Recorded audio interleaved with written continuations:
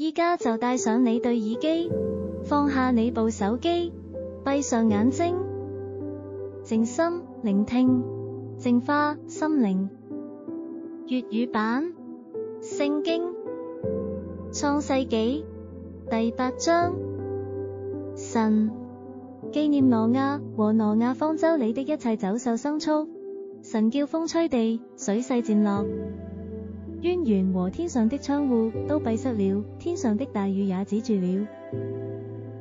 水從地上漸退，過了150天，水就漸消。7月17日，方舟停在亞拉肋山上，水又漸消，到10月初1日，山頂都現出來了。過了40天，挪亞開了方舟的窗戶，放出一隻烏鴉去，那烏鴉飛來飛去，直到地上的水都乾了。他又放出一隻鴿子去，要看看水從地上退了沒有。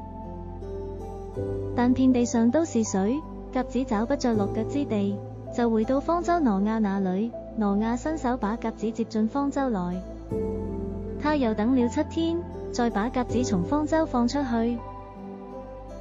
到了晚上，鴿子回到他那裡，嘴裡叼住一個新擰下來的橄欖葉子。挪亞就知道地上的水退了。他又等了7天，放出鴿子去，鴿子就不再回來了。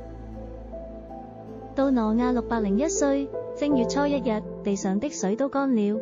挪亞撤去方舟的蓋觀看，便見地面上乾了。到了2月27日，地就都乾了。神對挪亞說：你和你的妻子、兒子、兒婦都可以出方舟，在你那裡凡有血肉的活物，就是飛鳥、牲畜和一切爬在地上的昆蟲，都要帶出來，叫它在地上多多滋生，大大興旺。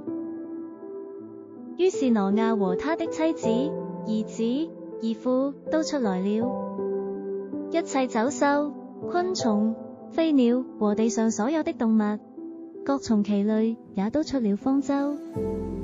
挪亞為耶和華築了一座壇，拿各類潔淨的牲畜、飛鳥獻在壇上為燔祭。耶和華聞那馨香之氣，就心裡說：我不再因人的緣故咒詛地，人從小時心裡懷着惡念，也不再按着我才行的滅各種的活物了。地還存留的時候，稼穡、寒暑、冬夏、晝夜就永不停息了。